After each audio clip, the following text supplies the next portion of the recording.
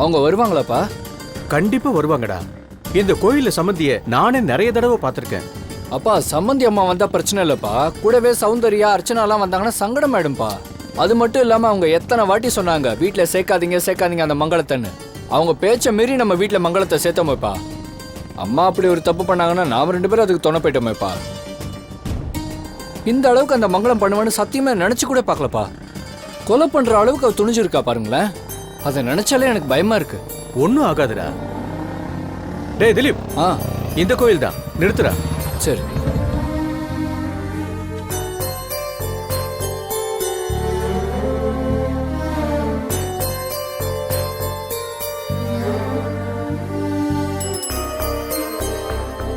எங்க வருவாங்க, கொஞ்சம் பொறுமையா இருடா.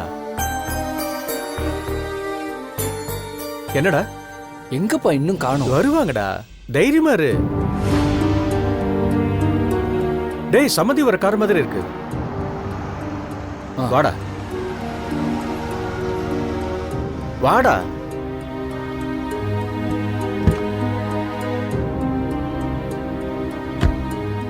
வணக்கம் சம்மந்தி. வணக்கங்க. நல்லா இருக்கீங்களா? என்ன சம்பந்தி இங்க நின்னுட்டு இருக்கீங்க? உங்களை பார்க்கறதுக்காக தான். எங்களை பார்க்கறதா இருந்தா வீட்டுக்கு வந்திருக்கலாமே. அது தப்பு பண்ணிருக்காங்கல்ல, அந்த ஒருத்தல் இருக்கிறதுனால தான் வரல.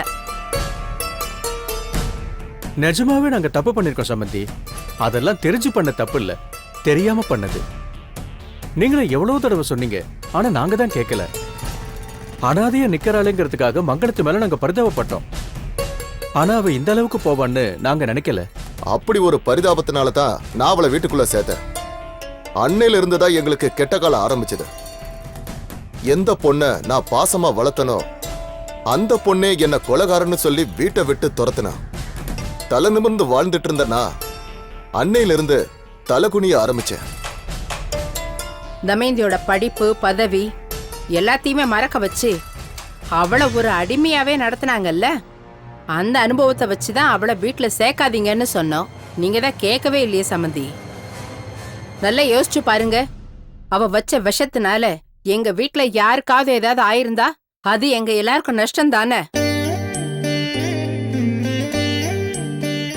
கடைசி வரைக்கும் அவ தப்ப ஒத்துக்காம சௌந்தர்யா மேல பழி போட்டா. போலீஸ்காரங்க வந்து அவளை கைது பண்ணிட்டு போனப்ப அவ எப்படி வேதனைப்பட்ட தெரியுமா? இப்ப வரைக்கும் எங்களால அவளை சமாதானப்படுத்த முடியல. சத்திய சொன்னதுனால தமையந்தி கேஸ வாபஸ் வாங்கிட்டாங்க. இல்லன்னா அந்த மங்களத்துக்கு எப்படியாவது தண்டனை வாங்கி கொடுத்திருக்கலாம். மங்களம் மட்டும் தனியே இல்லையே, உங்க மனைவி எல்லாம் கூட இருந்தாங்க. அது இருந்தாங்க. ஆனா அவங்க எதுவுமே பண்ணலையே. அந்த எண்ணம் சக்திக்கு இருந்ததுனாலதான் கேஸ வாபஸ் வாங்கி 2 பேரையும் வீட்டுக்கு கூட்டிட்டு வந்துட்டா. சம்பந்தி, போலீஸ பொறுத்தவரை உங்க சம்சாரம் தான் குற்றவாளி. கைது பண்ண உடனே எஃப்ஐஆர் போட்டு ஜெயிலுக்கு அனுப்பியாச்சு. விசாரணை முடிஞ்சதுக்கு அப்புறம் வேணும்னா அவங்க மேல தப்பு இல்லைன்னு சொல்லி விடுதலை ஆகலாம். ஆனாலும் அதுவரை 4 சுவத்துக்குள்ளதான் இருக்கணும். அந்த அவமானம் உங்க சம்சாரத்துக்கு வரக்கூடாதுன்னு தான் சக்தி அன்னைக்கு அப்படி பண்ணுனா. அத்தை, இனிமே அந்த மங்களம் பிரச்சனை வரவே வராது அத்தை. அர்ச்சனாவை எங்க வீட்டுக்கு வர சொல்லுங்க அத்தை. இனிமே அவன் மனசு சங்கடப்படுற மாதிரி எதுவுமே நடக்காது. இப்ப அவகிட்ட எதுவுமே பேச முடியாதுப்பா. விஷம் வச்ச அதிர்ச்சி இன்னும் அவகிட்ட அப்படியே இருக்கு. அது தெளிஞ்சாதான் அவகிட்ட எதுவும் பேச முடியும். சரி சம்பந்தி, நீங்க எப்ப பேசினாலும் சரி, அது எங்க மருமக வீட்டுக்கு வர மாதிரி இருக்கணும். சரி சம்பந்தி, எல்லாமே நல்லபடியா நடக்கணும்னு நான் தெய்வத்துக்கிட்ட வேண்டிக்கிறேன். ரொம்ப சந்தோஷம் சம்பந்தி. வாங்க, நாங்க புறப்படுறோம். வர சம்பந்தி. போயிட்டு வாங்க. வா திலீப். தப்பு பண்ணிட்டீங்க அண்ணி. ஆமா, சௌந்தர்யாவுக்காக மங்களத்தையும் லக்ஷ்மியையும் விட்டுருக்கவே கூடாது. எவ்வளவு பெரிய தப்பு பண்ணிருக்காங்க அவங்க.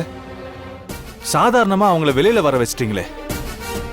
மௌலிக்காகவோ மத்தவங்களுக்காகவோ இவங்க அத பண்ணல. பர்டிகுலரா நம்ம அர்ச்சனாவுக்கு விஷத்தை வச்சிருக்காங்க. அர்ச்சனா அதை சாப்பிட்டு இருந்தா அவன் நிலைமை என்ன ஆயிருக்கும்? அவங்கள காலம் பூரா ஜெயிலே வச்சிருக்கணும் அண்ணி. அவசரப்பட்டுட்டீங்க. தமையந்தியும் இதேதான் சொன்னா. எனக்கு அவங்கெல்லாம் ஒன்றும் முக்கியம் இல்லை. எனக்கு என் மனசு முழுக்க சௌந்தர்யா மட்டும்தான் இருந்தா. சௌந்தர்யாவோட குணம் உங்களுக்கெல்லாம் தெரியும் தானே. சின்ன விஷயத்த கூட பெருசா கற்பனை பண்ணி பேசிக்கிட்டு இருப்பான். அப்ப நாங்க வீட்டுக்கு கூட்டிட்டு போகும்போது கூட அவ முகமே சரியில்லை பாட்டி. ரொம்ப இறுகி போய் இருந்தது. இப்போ நம்ம அவளை மட்டும் வெளியில கூட்டிட்டு வந்தோம்னு வச்சுக்கோங்க, அப்புறம் அந்த மகளை சும்மாவே இருக்க மாட்டா. திரும்பவும் விசாரணை, போலீஸ் ஸ்டேஷன் அப்படி இப்படின்னு போக வேண்டியிருக்கும். அது இன்னும் சௌந்தர்யாவுக்கு கஷ்டத்தை கொடுக்கும்ல. அப்படி ஒரு அலைச்சலை அவளுக்கு கொடுக்க கூடாதுங்கிறதுக்காக தான் தமையந்தி கிட்ட சொல்லி கேஸை வாபஸ் வாங்க சொன்னேன்.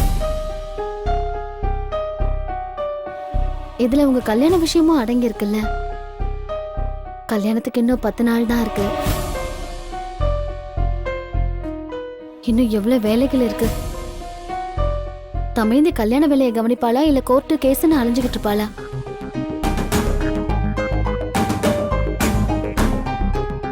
அவங்க தப்பு பண்ணிட்டு இருக்காங்க கல்கி. அதுக்கான தண்டனை கண்டிப்பா அவங்களுக்கு கிடைக்கும். சக்தி, நான் தடை சொல்றேன்னு நினைக்க வேண்டாம். நானும் பலமுறை உங்ககிட்ட கேட்டுட்டேன். தமயந்தியோட ஜாதகத்தை வாங்கிட்டு வா, ஜோசியர்கிட்ட காட்டிட்டு அப்புறமா இந்த வேலையெல்லாம் பண்ணலாம்ல. நீ கேட்கவே மாட்டேங்கிற. பாட்டி, பத்திரிகையே அடிச்சாச்சு. இனிமே அதெல்லாம் எதுக்கு?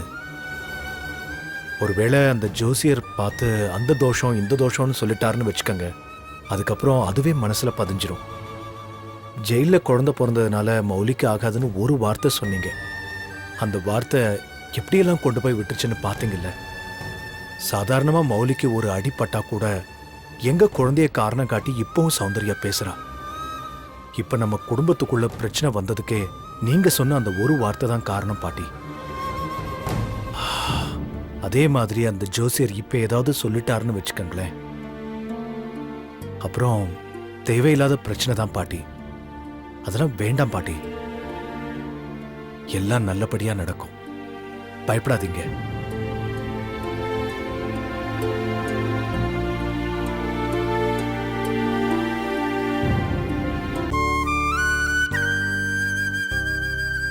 மௌலி, சொல்லுங்கப்பா. நான் ஒரு விஷயத்தை யோசிச்சு வச்சிருக்கேன்பா. உங்க அம்மாவும் அதுக்கு ஒத்துக்கிட்டா.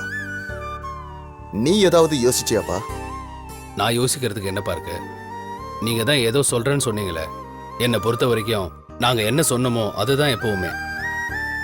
எனக்கு என்னமோ நீங்க 2 பேரும் வீட்டை விட்டு போறது சரியில்லையோன்னு தோணுதுப்பா. அறிமுகமே இல்லாத ஒரு இடத்துல போய் தனியா வாழ்றது கஷ்டம். அப்படி ஒரு கஷ்டத்தை ரொம்ப வருஷத்துக்கு முன்னாடி நான் அனுபவிச்சேன். அந்த அனுபவத்துல சொல்றேன், நீ இந்த வீட்டை விட்டு போக வேணாம்ப்பா. விசாரணைக்காக போலீஸ் ஸ்டேஷனுக்கு போயிட்டு வந்ததுக்கே அக்கம் பக்கத்துல இருக்கிறவங்க தப்பா பேசுறாங்கன்னு சௌந்தர்யா சொல்றா. நீங்க எங்களை விட்டு தனியா போய் வாழ்ந்தா மட்டும் அப்படி பேச மாட்டாங்களாப்பா? எல்லாத்துக்கும் மேல நிரந்தரமான தொழில்னு உனக்கு ஒண்ணு இல்ல. நான் ஏற்பாடு பண்ணி தரேன்னு சொன்னாலும் வேணாங்கிற. இந்த சூழ்நிலையில நீ வெளியில போனா எப்படிப்பா இருக்கும்? அப்படியே போனாலும் நிம்மதி இருக்காதப்பா. இங்க இருக்கிற பிரச்சனைகள் தான் அங்கேயும் உங்களை தேடி வரும்பா. தனியா இருந்தா அமைதியா இருக்கலாம்னு நீங்க நினைக்கிறீங்க. அப்படின்னா நீங்க இங்கே இருக்கலாமே. நாங்க வேணா எங்க வீட்டுக்கு போயிரோம்பா. இதுல வெளியில இருக்கிறவங்க யாரும் எந்த கேள்வியும் கேட்க மாட்டாங்கல்ல. பிரச்சனைகள் இல்லாத குடும்பமே இல்ல மௌலி. ஆனா அந்த பிரச்சனைகளால குடும்பம் பிரியக்கூடாதுல்ல. உனக்கு எப்ப நாங்க வேணும்னு தோணுதோ அப்ப கூப்பிடுங்க, நாங்க வரோம். அப்பா, உங்களை பத்தி பேசிட்டு இருக்கீங்களே, ஏன் நிலைமை என்னப்பா? அண்ணனும் அண்ணியும் வெளியே போறாங்க, அவங்கள சமாதானப்படுத்தி நீங்களும் அம்மாவும் வீட்டுக்கு போறேன்னு சொல்றீங்க. என்ன பத்தி யாராவது நினைச்சு பாத்தீங்களா?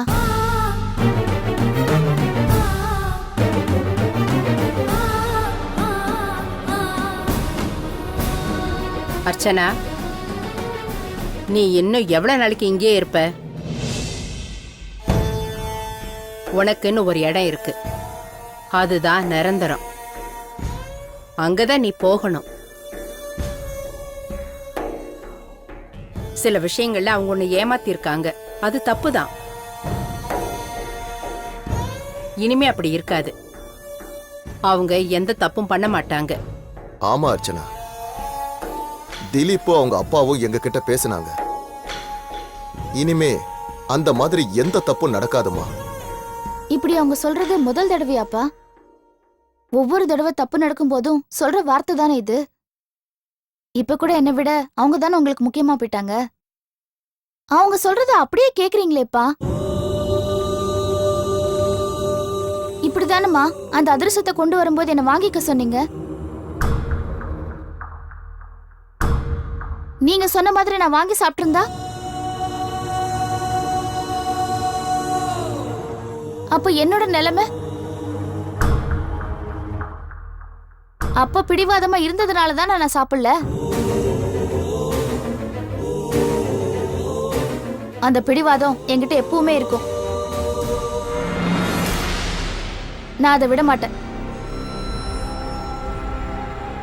இத பாருங்க, என்னை பத்தி நீங்க யாருமே கவலைப்பட வேண்டாம். என் வாழ்க்கையை எப்படி அமைச்சுக்கணும்னு எனக்கு தெரியும். நான் பாத்துக்கிறேன். பெரியவங்க எல்லாரும் என்னை மன்னிக்கணும்.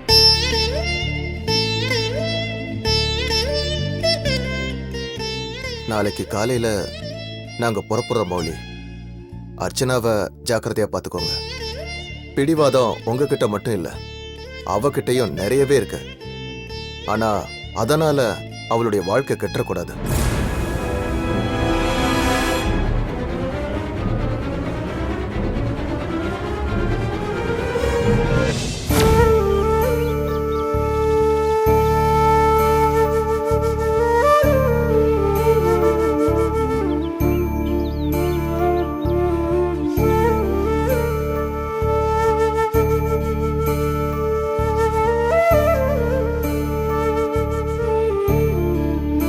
என்ன அர்ச்சனா, ஏதோ யோசனையா இருக்கீங்க? ஆ, அதெல்லாம் ஒண்ணும் இல்ல சார். ஏன் ஒரு மாதிரியா இருக்கீங்க? நான் தான் உடம்புக்கு முடியலன்னா லீவ் போட்டுக்கங்கன்னு சொன்னனே. ஆமா அர்ச்சனா, உங்க ஒர்க்கை வேணா நான் ஷேர் பண்ணிக்கிறேன். ஏன்னா இந்த மாதிரி கண்டிஷன்ல உங்க உடம்ப ரொம்ப ஸ்ட்ரெயின் பண்ணிக்க கூடாது. உடம்புக்கெல்லாம் ஒண்ணும் இல்ல, நான் நல்லதா இருக்கேன். பின்ன என்ன அர்ச்சனா, ஏதாவது ஃபேமிலி ப்ராப்ளமா? ஆமா சார், என் ஹஸ்பண்டோட அம்மாவுக்கு என்ன பிடிக்காது. அவங்க வீட்ல மங்களம்னு ஒருத்தங்க இருக்காங்க. எங்க வீட்ல ப்ராப்ளம் உருவாக்குறதே அவங்க தான். அந்த வீட்ல மாமா தான் என் மேல கொஞ்சம் பிரியமா இருப்பாரு. அவர் அடிக்கடி வந்து என்னை பார்த்து பேசிட்டு போவாரு. அதனால ஸ்வீட் செஞ்சு எங்க மாமா கிட்ட கொடுத்து எனக்கு கொடுக்க சொல்லிருக்காங்க. அத நான் சாப்பிட்டிருந்தா நான் இப்ப உயிரோடவே இருந்திருக்க மாட்டேன். ஏன், என்னாச்சுமா? அந்த ஸ்வீட்ல பாய்சன் கலந்துருந்துச்சு. வாட், பாய்சனா? அவங்கள சும்மாவா விட்டீங்க? அதுக்கப்புறம் கம்ப்ளைண்ட் பண்ணி அவங்கள என்கொயரி எல்லாம் பண்ணாங்க. அத நீங்க சாப்பிடலாமா? இல்ல சார், ஆனா என் அண்ணன் சாப்பிட்டாரு. ரோட்ல போயிட்டு இருக்கும்போது வயிற்று வலி வந்து அப்படியே கீழே உட்காந்துருக்காரு. ஒரு வேன் வந்து அவர் மேல மோதிருச்சு. நல்ல வேலை, எதுவும் ஆகல, பொழைச்சிட்டாரு. அவரோட உடம்பு செக் பண்ணும்போது தான் அந்த பாய்சன் மேட்டரே தெரிய வந்துச்சு. போலீஸ் ஸ்டேஷன்ல கூட அந்த மகளை உண்மையை சொல்லல. அவங்க தப்பிக்கிறதுக்காக ஏன் அண்ணி மேல பழிய போட்டாங்க. போலீஸ் வந்து அவங்களையும் கூட்டிட்டு போனாங்க. அநியாயமா இருக்க அர்ச்சனா. அதுக்கப்புறம் எங்க அக்கா தான் போய் பேசி அண்ணிய வீட்டுக்கு கூட்டிட்டு வந்தாங்க. அதுல இருந்து வீட்ல எப்ப பார்த்தாலும் பிரச்சனையாவே இருக்கு சார். என்னால அங்க இருக்கவே முடியல. அதான் ஏதாவது லேடிஸ் ஹாஸ்டலுக்கு போலான் இருக்கேன். உங்களுக்கு ஏதாவது தெரிஞ்ச லேடிஸ் ஹாஸ்டல் இருந்தா கொஞ்சம் சொல்லுங்க சார். ஏன்னா எனக்கு எதுவுமே தெரியாது சார். எதுக்காக லேடிஸ் ஹாஸ்டல் எல்லாம் போறீங்க? அங்கெல்லாம் உங்களுக்கு உதவி செய்யறதுக்கு யாருமே இருக்க மாட்டாங்கம்மா. ஆமா அர்ச்சனா, எல்லாருமே ஒர்க்கிங் உமன்ஸ் தான். உங்களை மாதிரி தான் எல்லாருமே இருப்பாங்க. திடீர்னு உங்களுக்கு உடம்பு முடியலனா கூட பாக்குறதுக்கு யாருமே இருக்க மாட்டாங்க. நீங்க ஒண்ணு பண்ணுங்கம்மா, பேசாம நம்ம கம்பெனி கெஸ்ட் ஹவுஸ்லயே தங்கிருங்க. இப்ப அங்க யாரும் இல்ல, காலியா தான் இருக்கு. அங்க உங்களுக்கு ஏதாவது உதவி வேணும்னா கூட வசந்த் பண்ணி கொடுப்பாருமா. ஆமா அர்ச்சனா, வசதியாகவும் இருக்கும், அதே நேரத்துல சேஃப்டியாகவும் இருக்கும். எங்கேயோ போய் ஒரு லேடிஸ் ஹாஸ்டல்ல தங்கறதுக்கு பதிலா நம்ம கெஸ்ட் ஹவுஸ்ல தங்கிக்குங்க, அதான் பெஸ்ட். என்ன அர்ச்சனா? சரிங்க சார். வசந்த், நீங்க உடனே அர்ச்சனாவை கூட்டு போய் நம்ம கெஸ்ட் ஹவுஸ்ல தங்க வச்சிருங்க. சரிங்க sir. Thank you so Okay. Much sir. Archana நீங்க காஃபியும் சாப்பிடல, உங்களுக்கு வேற ஏதாவது சாப்பிட ஆர்டர் பண்ணட்டுமா? இல்ல சார், நீங்க சொன்னது எனக்கு வயிறு நிறைஞ்சிருச்சு. மௌலி, நாங்க புறப்படுறோம்ப்பா. உங்க இஷ்டம்பா. சௌந்தர்யா, அதான் அவரே சொல்லிட்டாரே மாமா. அப்ப போக வேண்டான்னு உங்க வாயில இருந்து ஒரு வார்த்தை வரலல்ல? நான் எதுக்கு அத்தை சொல்லணும்? இங்க நான் சொல்ற மாதிரியா ஒவ்வொன்றும் நடந்துட்டு இருக்கு? உங்களுக்கு அங்க எவ்வளவோ வேலைகள் இருக்கும், அதுக்காக போறீங்க. அதுக்கு ஏதாவது காரணம் வேணும். அதான் அந்த காரணங்களா நாங்க ஆயிட்டோம். அவ்வளவுதானே? எங்களுக்குன்னு எந்த காரணமும் கிடையாது. நீங்க 2 பேரும் வீட்டை விட்டு போக கூடாதுங்கிறதுக்காக தான் நாங்க இப்படி பண்றோம். நீங்க எப்ப வேணாலும் அங்க வரலாம், நாங்க எப்ப வேணாலும் இங்க வருவோம். வாடி, எங்க போயிட்டு வர? எதுக்குமா கேக்குறீங்க? உங்ககிட்டயும் சொல்லிட்டு போனோம்ல. என்கிட்ட எதுக்கு சொல்லணும்? நான் போக வேண்டாம்னு சொன்னா நீங்க என்ன இங்கேயே இருக்க போறீங்க? இல்ல இல்ல, அப்புறம் எதுக்கு சொல்லணும்? இந்த வீட்ல நானே ஒரு எக்ஸ்ட்ரா டிக்கெட் தானே. எதுவுமே தெரியாத மாதிரி பேசுறியம்மா. இங்க நடக்கிறதெல்லாம் நீயும் பார்த்துட்டு தானே இருக்க. கொஞ்ச நாள் விலகிருந்து பார்க்கலான்னு தாம்மா போறோம். அதே மாதிரி தான்ப்பா நானும் இப்ப நினைச்சிட்டு இருக்கேன். நானும் கொஞ்ச நாள் விலகி இருக்க போறேன். நான் எங்க எம்டி கிட்ட பேசிட்டேன். என்ன ஆபீஸ் கெஸ்ட் ஹவுஸ்ல வந்து தங்கிக்க சொல்லிட்டாரு.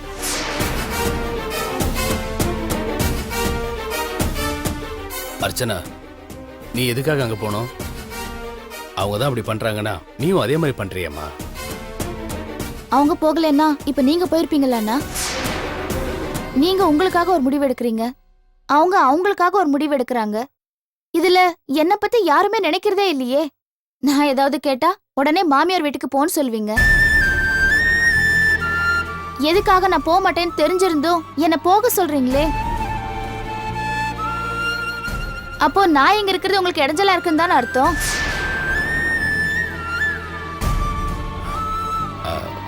இத பாருமா, நீயே ஒரு கற்பனை பண்ணிக்கிட்டு இப்படி எல்லாம் பேசாதம்மா. உன்னால தனியா போய் அங்க தங்க முடியாதும்மா. நீ எங்களோட வீட்டுல இரு. அர்ச்சனா, எங்க விஷயத்துல நீ ஏன் தலையிடுற? இங்க என்ன வேணாலும் நடக்கட்டும், நீ எப்போ போல இங்க இரு. எப்படி நீ இருக்க முடியும்? தினம் தினம் ஏதாவது ஒரு போராட்டமா தானே இருக்கு. ஒன்ன தொடர்ந்து இன்னொன்னு, அதை தொடர்ந்து மறுபடியும் இன்னொன்னு, அப்படிதானே இங்க நடந்துட்டு இருக்கு. அந்த மங்களம் ஏதோ ஒரு பொய் சொன்னாங்கிறதுக்காக உங்களை போலீஸ் கூட்டிட்டு போனாங்க. அதான் இப்ப வீட்டுக்கு வந்துட்டீங்கல்ல, அப்படியே விட்டுருக்க வேண்டியதானே. ஆனா அது உங்களால முடியல இல்ல. நீங்க ஆரம்பிச்ச பிரச்சனை தானே இப்ப இந்த அளவுக்கு வந்து முடிஞ்சிருக்கு. நீங்க எப்படி உங்க விஷயங்களை பெருசா எடுத்துக்கிறீங்களோ அதே மாதிரிதான் நானும். எனக்கு இங்க இருக்க பிடிக்கல.